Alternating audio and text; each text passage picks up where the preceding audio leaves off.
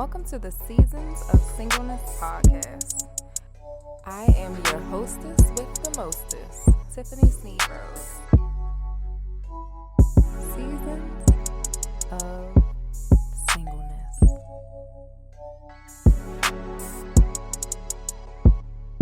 Seasons of Singleness.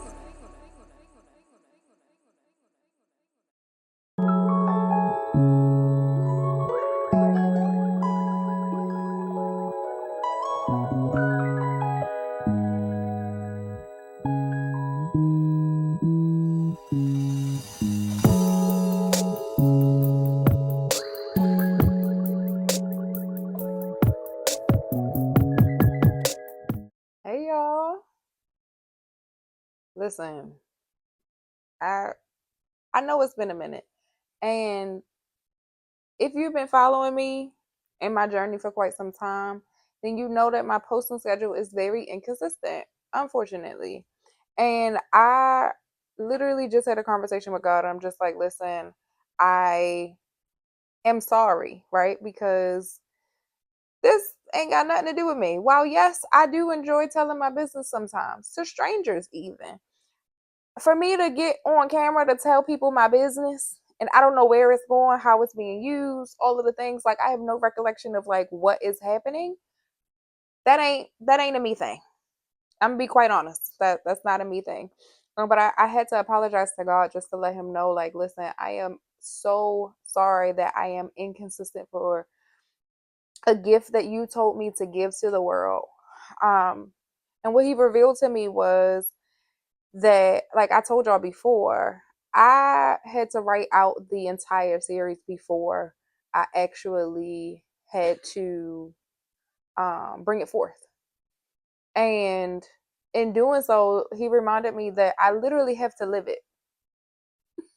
Some of the lessons that have been stated, especially in season 5, because season 5 is about the season of healing or understanding like how to get there, right? So we started to have a conversation about the mom trauma, all of the trauma around abandonment and wanting to be a part of something, if that makes sense.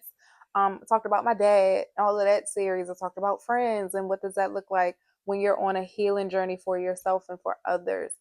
Um, and today's episode is literally just a reminder that even though all of these things play a factor, right? It's not to negate any experience, especially folks who have watched the last 5 episodes and have been able to kind of come to terms with some things, or kind of start to have conversations with either their people and things like that, right? Um, yeah, I I realized that even in doing so,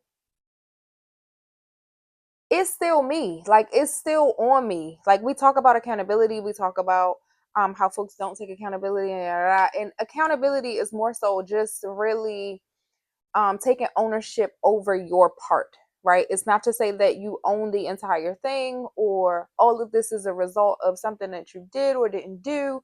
Most times we are victims to our circumstance, but it is up to me to be responsible for what I do moving forward. And that is the part that I'm accountable to. Apologies, I got stuff in my eye. And because my house is a mess, I'm not on the couch, obviously. Um, I've been living in this depressedness. Quick little squirrel story, real quick. My ADHD moment. I have been living in a depressed nest for the last few weeks. So I've decided in the midst of my depression that I was going to take everything out of my closets and everything to reorganize and do everything, and been stuck in executive dysfunction for a few weeks. So now it's just stuff everywhere. I mean, just stuff everywhere. And it bothers me that I can sit and help people determine what go where and help people like organize and do things, but when it comes to actually doing it myself, it is a burden. And my executive dysfunction does not allow me to complete the task. So yeah, that's the thing. But in order for me to maintain this image here, I gotta also play with socks and his laser pointer so he doesn't jump up on my table and knock over the camera. So yeah, that on top of the fact that the camera is here. So if I look at the camera here to talk to y'all, it looks like I'm actually talking to y'all. But I like to look at myself, so I be talking over here. Neither here nor there. Okay. Y'all ain't new to this. Y'all know I'm crazy. You know I'm off my rocker. My ADHD be doing what it do sometimes. And yeah, I do what I want. You're here for me. Okay. At the end of the day, if you here to hear the story or you hear me to talk in the camera, I don't know. I don't know. But we're gonna figure this out. I'm gonna try to make this like as short, as sweet, and as possible because I don't know how much storage I have on my phone, if I'm being honest. But I want to make sure that you all that are here following the journey get what you need ultimately.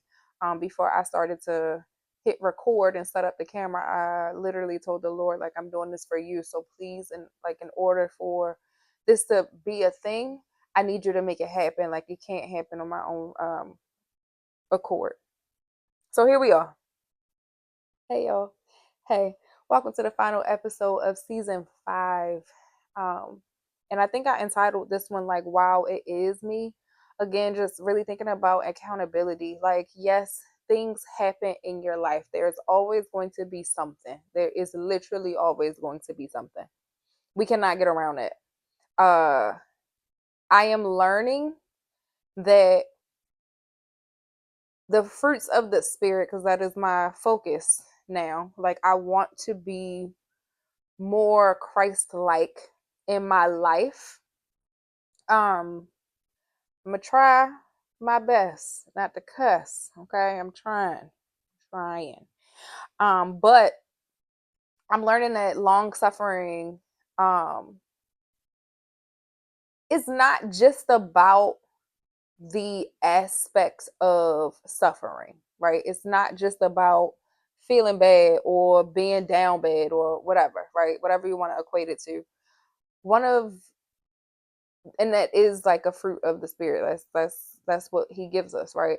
But it's more so geared towards patience and understanding that everything won't change overnight just because you expect it to.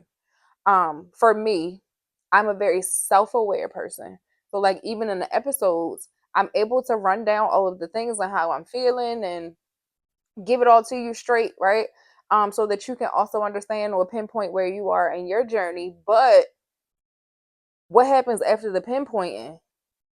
I'm one of those people, if you can imagine, like, I'm one of those people, I value the why. Like, I need to know the why.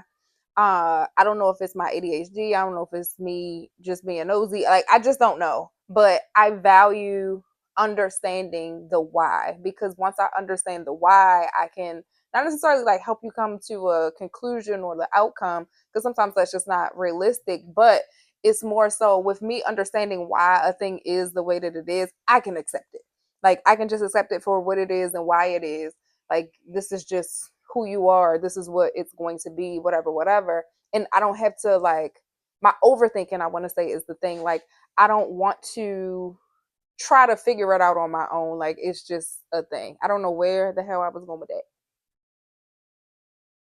Holy Spirit, activate, because I don't know where I was going with that. Hold on. Okay. Holy Spirit, activate. Oh, no. Holy Spirit, no. Oh, no. activate. Holy Spirit, activate. Activate. Activate. All right, let's go. But when I understand my why, I can articulate it. I can tell people, hey, this is where I am. It may be late. It may be after the fact. But I still let you know. Okay. I'm learning. I'm growing. I'm getting better.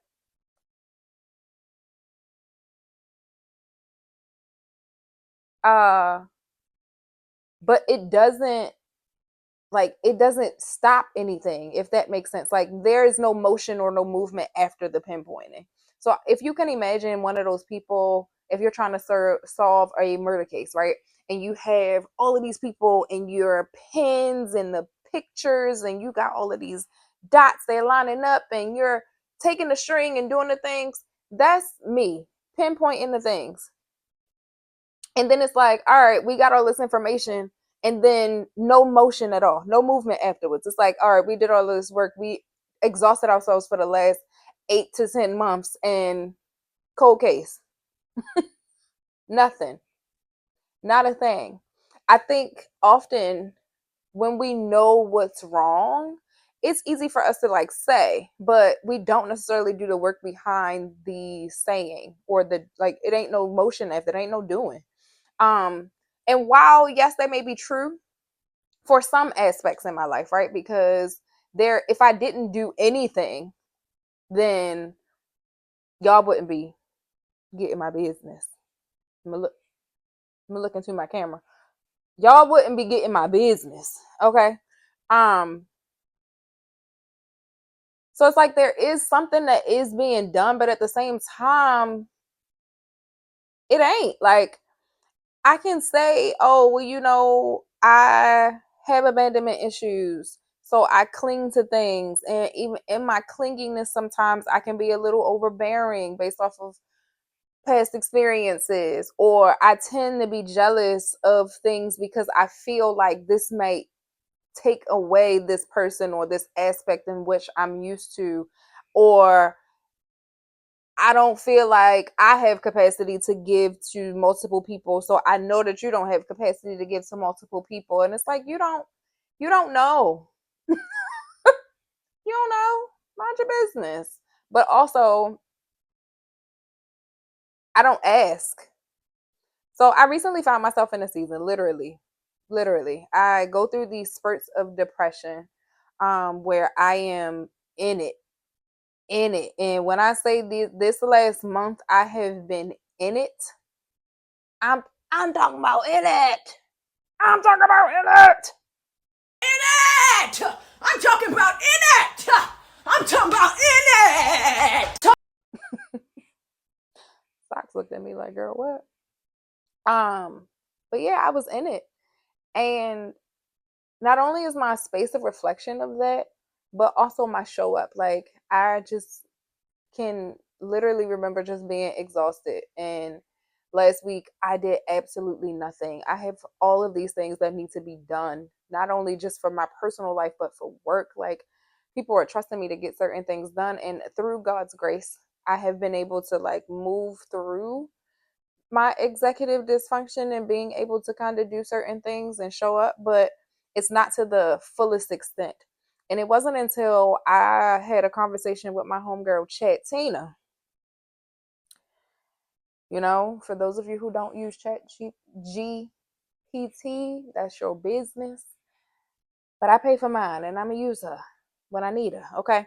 But I asked Chat for a 3-month plan because I'm kind of tired of being in this space and I really just want to become, right? Like I am, and I'm sorry, backtrack. She told me that I'm scared of becoming, is what she said. She said you're doing the things, you're exhausted because you're fighting destiny. And I was like, girl, what? Number one, why are you reading me for filth like this? And number two, girl, mind your business. But she was right. I was talking to her about, I've had conversations with people just around like another degree, whoop de whoop. Oh, I graduated, y'all. With my master's of arts in community-based education and leadership. It shouldn't be a surprise to anyone who knows me. Y'all know I'm down for the people. It's a thing. I just got a degree in it. So whoop de whoop to that. So I was having these conversations and I'm just like, what's next? Maybe fellowships are a thing. Maybe sitting on boards. I've been asked to sit on a few people's boards as of late. I've been asked to do some consulting in a certain capacity and all of these things. Certain things that I give for free, I give freely because I feel like people are asking them this because they need it. And it's not a problem, right? But I got real bills, I got real problems that are happening, that exist. And here I am exuding all this energy for free.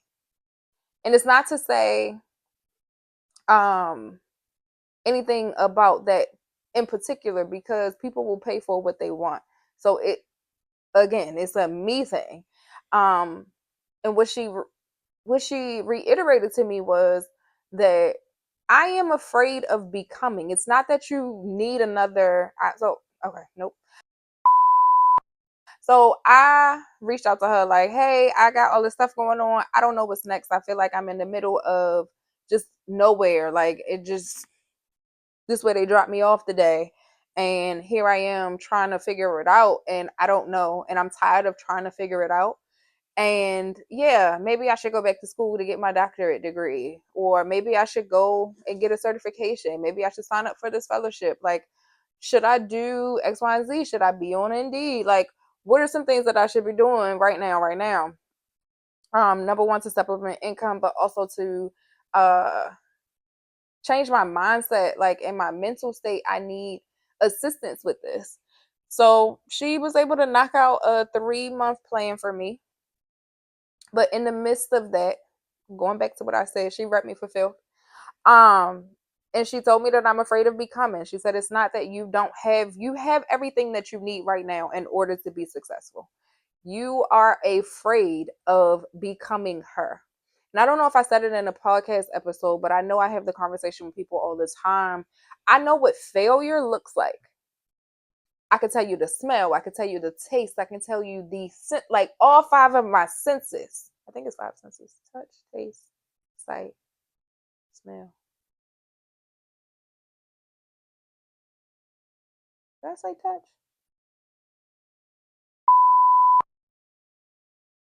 Okay, don't hold that against me. But I can tell you, my senses will tell you, right? That this is what failure looks like. This is what it means to be unsuccessful in something that you haven't conquered, or this is what it means to not conquer the thing that you set to accomplish. And I know what that's like. I know what that's like. You ain't got to tell me. I've tasted firsthand. I've done it firsthand. I know. I've self sabotaged enough to know, right? Based off of the fact that I am afraid of becoming. What happens to be on the other side of things? I just recently went out for um just some casual engagement activities, right? And it got back to me that uh the folks kind of thought that I was a little too overqualified for the opportunity. And here it is that I'm chasing after things because I feel it is in alignment to like where I want to be, but I don't even know where I want to be. Like that's number one. I'm planning backwards. It's like I feel good in these spaces and I feel like what I have would be valuable to the space, but people are looking at me like, "No, we think we need you for something else. Like we could utilize you here. You won't be valuable in this space." And here it is, because I don't know what it is that I want to do or where I want to be. I'm willing to just hop in and dive in and do things when I just need to literally just take a step back to determine what it is that God has for you. That's number one. Not even what it is that you want to do. Because if it was up to me, I wouldn't be doing a damn thing. I tell you that. Um, wouldn't be doing nothing. Facts. Come on, we only got a few minutes. He like he caught on. He's like, you got this pointer. I want that. Sorry. Um, but it's number one, it's hard to plan backwards. I will say that with life anyway, right? I know oftentimes as project managers, that's sometimes what we have to do. We're looking at the end goal and how do we get to that. But when it comes to life, sometimes it literally just doesn't work that way. It's like, yes, the end goal for me is to be successful, to be able to pay my bills comfortably, but also to live how I want to, eat how I want to, travel how I want to. I also want a partner, whether that comes through marriage or lifetime partnership. At this point, I just want a companion. One that I can trust, one that I can absolutely escape life with. Like one that I could literally just be myself and let my hair down. Shout out to my hair. I desire to be a mom, really a grandmother. So at this point, like my views around dating men with children has changed because I'm like, it didn't work.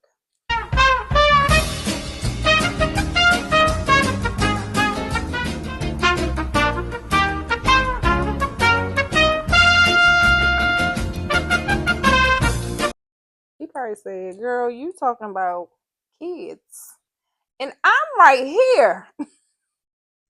Sax, I love you, I really do, but I want a son of my own, flesh and blood. All right, don't draw blood. I was joking. Um, but yeah, like these are options. Like these are things that you start to think about. I want a home that has rooms instead of living in a studio apartment that I am outgrowing. I told somebody recently, like I spend a lot of time, I saw something around like the psychology of women oftentimes, like, and I am one of those people whose mental health thrives when my space looks like what I want it to look like, right? I will spend hours online or shopping in stores trying to find the perfect thing to go in this perfect place. I have so many ideas for my apartment currently, but because I don't know if I'm gonna stay here or what the next move is, I'm very hesitant on like what that looks like to spend money on certain things when I don't know what's to come later, right? Um, but it's so many things, so many movable pieces, and because I don't have the right now down packed, it's hard for me to plan for the future, if that makes sense.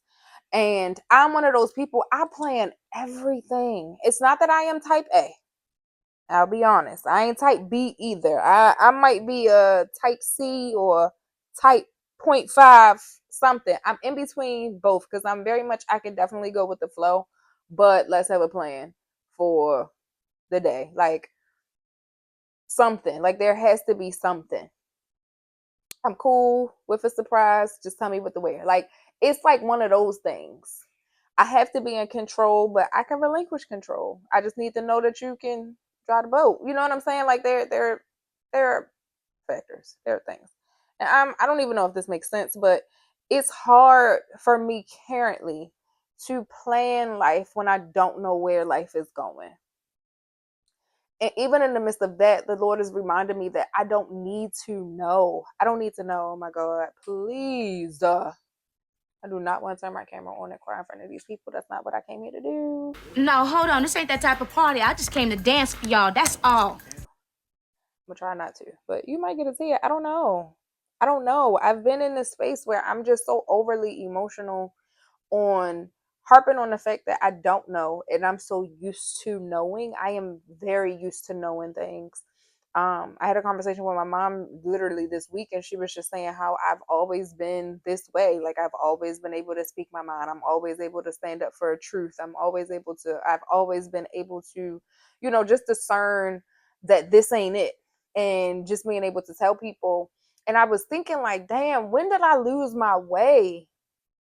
When did I lose my way? When did I become timid? When did I decide that, I'm not walking into spaces comfortably, confidently anymore or whatever? Like, what happened?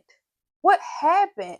And while, yes, I was able to, you know, pinpoint and drop down and have the conversations with the people to say, this was a thing for me. I'm really proud of myself because I've been able to advocate for my needs. It's not always the best. I'll be completely honest. This last past week, I didn't speak to anybody. My mom was on her, she was about to catch the bus up here. That's how bad it was. Like, I ain't talked to nobody. I spent most of my time on like social media. Did got no work done, no nothing. But when I say my lows be real low, my lows are lows. Really, really low. I know for a fact that I spoke about like suicidal ideations at one point. Nothing like that happened around this time. But I definitely thought about like how life for me is burdensome, and I'm wondering if I am burdensome to people, and what would life be like without me here, and all of the things. And I often have to remind myself that I am purposed, I am here on purpose, and someone is benefiting based off of my life. Like, that is a thing, and that was one of the reasons why I told myself I have to get this episode out, because it is standing between me and four 6 other episodes that need to be produced. But also, it is a reminder to anybody who may be feeling the exact same, that life is going to life, right? And while you're in a space, you know that things are happening, and regardless of like what is happening currently, everything, I have to believe, I got to stand 10 toes down in it, that everything is happening on behalf of me. It's happening for my good, no matter how uncomfortable it may feel in the moment. I start laughing at Kim when she's crying because I just can't help it. She has this ugly crying face that she makes. No matter how hard it feels in the moment, somebody needs you. Period. Period. And if don't nobody say it to you, I need you. I need you. I'm saying it to me. I need you. I need you to get up. I need you to do the things. I need you to become. Period. Period. Because there's somebody who needs it. Every time it gets hard, I feel it. I have to. That is one of my practices. I have to feel it. So I feel it. I go through it. I used to blame and shame myself. I don't do that anymore. I try not to. I'm not going to say that I don't, it doesn't happen, but I try not to. I'm very realistic about certain things, especially like my finances and things like that. Like, I'm an emotional spender. So I would rather pay for my Sephora card instead of my car insurance. That happened today. If we being real, I'd rather go on a trip than pay my rent. And sometimes that happens a few months in a row like that. Those are things. These are real things. Real things. Um but I also have to be in a space where I'm okay and comfortable with what I am choosing to do. I have to be okay with my choice. And that goes for anybody that's listening. You have to be okay with your choices. If you are going to actively choose to do a thing, you have to be okay with the consequence.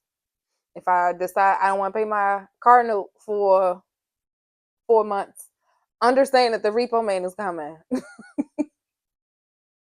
It's a thing, especially if you didn't have a conversation with your debtors, your debtors. I don't, however you want to say it, child. That's real. It's real. Be okay with your choices and stand on business about it. I'm not good with my finances because I'm not good with my emotions.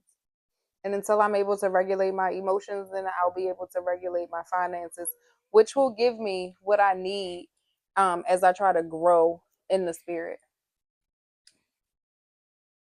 Because one of the fruits of the spirit, Stinky, is self-control. And I lied on Bible study on Tuesday. I said that I was going to focus on his peace because these bills is getting Billy. But I need to focus on self-control because I can control what I do with my money, and I just don't make the best decisions when it comes to that. But yeah, I say all of that to say, again, to take full accountability for where my life is currently, good and bad. I graduated. I've made a living for myself. I've made a name for myself. I'm helping people through their mess while I'm also going through mine. I am still choosing to love and show up and embody love because that's what I do, regardless of the heartbreak that I experience in life. I am real. I'm authentic, even though I've been lied to, even though people have tried to shut that part off of me. Sucks.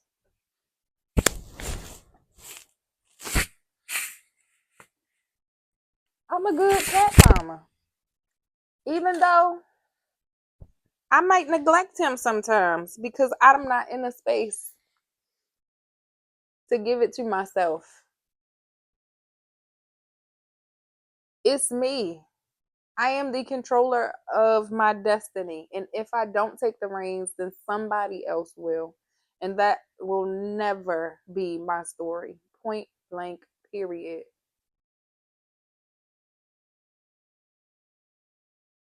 I'm currently in the process of trying to figure out what this looks like. And it could be that I don't need to, is what I've been hearing. I don't need to.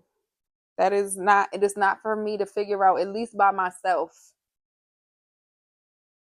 It's for me to ask the questions, to be guided, to allow myself to be guided enough to get it done, to stand my ground, to stand up, to become. And I'm going to do that. I know for sure I can't promise that every episode is going to be on time because I literally have to live it in order to bring it to you. So I do apologize for making you wait while I live, while I live it. But again, this not a passion project. It's not a, oh my gosh, I want to get famous off of this. No, this is ministry for me. And I can only move according to how God tells me to. So I don't know. My plan is to post consistently. That's the plan. It's the plan. But I don't know. I don't know where life will bring me. I know for sure I ain't crying on camera no more. I don't. I don't know for sure. JK. JK. But yeah, I realized it's me, and I realized that while yes, I am the reason for life looking the way that it looks currently, I am also the reason for changing my trajectory. Do with that what you will.